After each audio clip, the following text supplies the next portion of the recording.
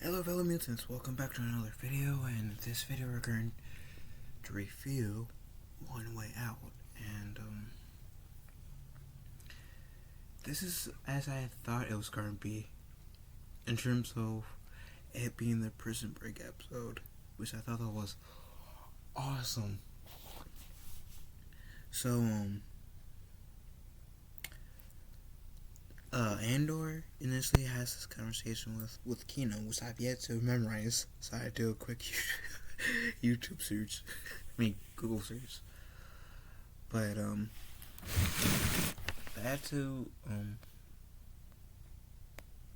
they get an argument pretty much about this. The Empire will not expect us to make a scene. After level 2, they will expect us to comply.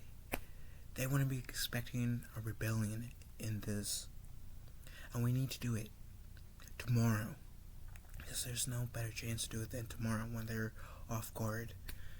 And I do like, so far in the 10 episodes, that the Empires has gotten lazy, let their guard down a bit. I thought that was pretty cool. And then like how they kind of showed that in the series so far. Guess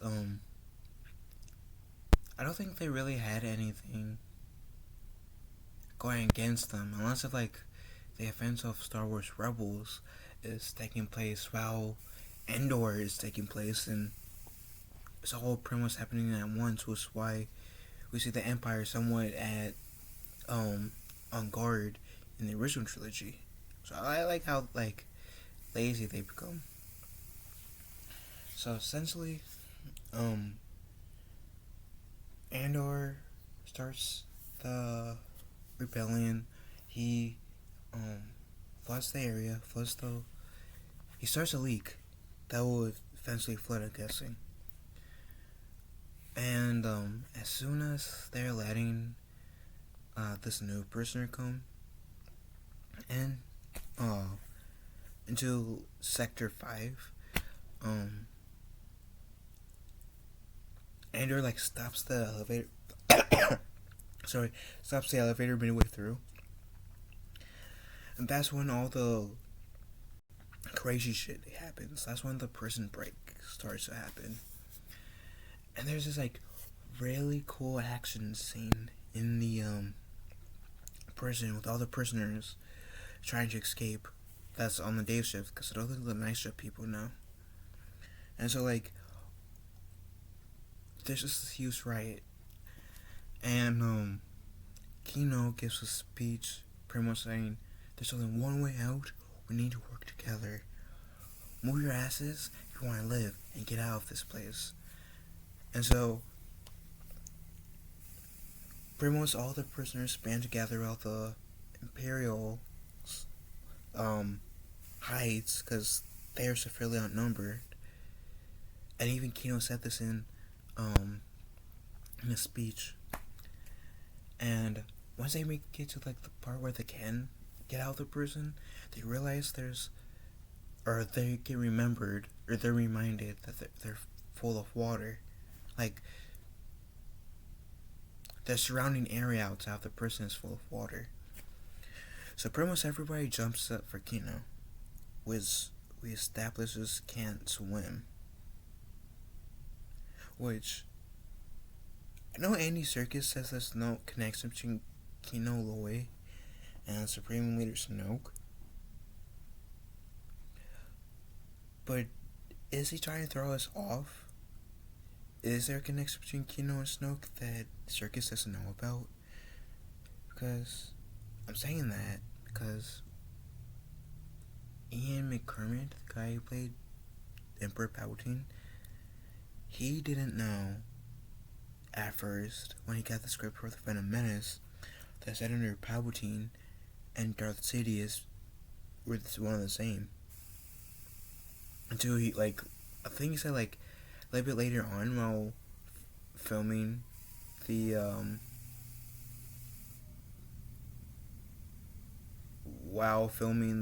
Phantom Menace, or out of brain fart.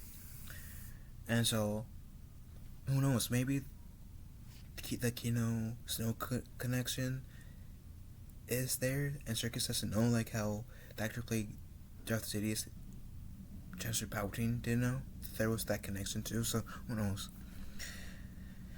But do I want that connection though? No. I want Kino to be his own character, Snoke be his own character. So pretty much everybody jumps. Somebody pushes Andor. Kino's just there. I'm guessing he'll die, or he get he'll either die or he was placed there to be a spy to find where Andor is. Probably not knowing, or probably knowing if he had an image of Andor, that he was with Andor this entire time, and he was pretending to be a prisoner the entire time. If that makes sense. Then we see Luthen talking to this dude, essentially, and this dude wants out because he's a father. He wants to be a father to his daughter, and Luthen said, "Boy, bitch, please, I sacrifice everything. We need heroes.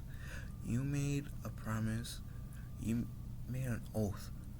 I expect you to honor it. This thing we're building, we need more heroes. Not some pushies." And he's pretty much says, "I sacrifice everything. You want to be a father? Cool, but we need you at the rebellion right now." Then essentially we see the episode ending with Andor and another person finally making it to shore. So I'm very, very interested in seeing how episode 11 and episode 12 will play out. Very, very interesting. Andor, some people kind of been saying, "Oh, this has a slow burn," and that's why they kind of checked out. I can tell you guys right now, the slow burns are totally worth it. Are so worth it. Because, for example, the slow burns in episode 8 and 9 were so worth having for the prison riot. Because those slow burns, you are able to, connect with the characters more, be more empathetic. And then when the prison riot starts to happen, at least for me, I noticed how it was cheering them on a bit more, yay, and it just made me more invested. And made me more invested in the story of Andor, and I think it's Andor is so worth watching. But I think this has been my favorite episode so far. I do think Andor gets better with each passing episode, in my opinion. But that's just me.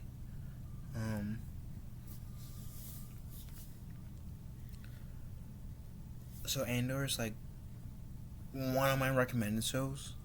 I know some people refuse to watch shit because it's Disney and they kind of says fuck you to the fans too many times to some fans. I'm not gonna try to force anyone to watch this because not my place, but I do recommend giving the show a shot. It's worth a shot. Anyways, what do you guys think? Let me know in the comment section down below. Love you guys. Wonderful day. Be kind one another. May the force be with us all. Later, taters.